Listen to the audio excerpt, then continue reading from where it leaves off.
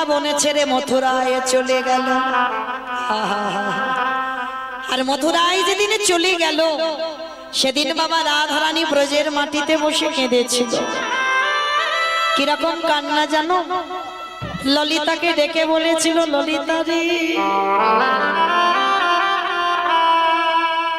আমার গোবিন্দ ব্রজ ছেড়ে মথুরায় চলে গেল।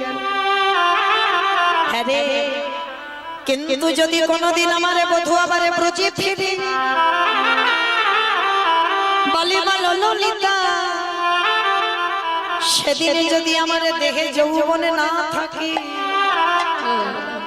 ভালো করে বুঝবেন মা, তুমি দাঁড়াতে পারবে না, তোমার হাত চলবে না, তুমি চোখে ভালো দেখতে পাবে না, তুমি কানে ভালো শুনতে পাবে না, তুমি জিহ্বাতে হরি কথা বলতে পারবে না, কৃষ্ণ নাম বলতে পারবে না, সেই ফুলে কি বাবা সেবা হবে?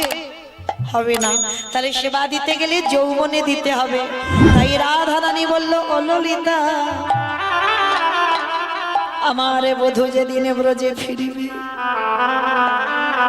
সেদিনে যদি আমার দেখে যৌবনে না থাকে, বলে বলে ললিতা রে, সেদিন আমি কি করব? আমি কি দিয়ে গোবিন্দ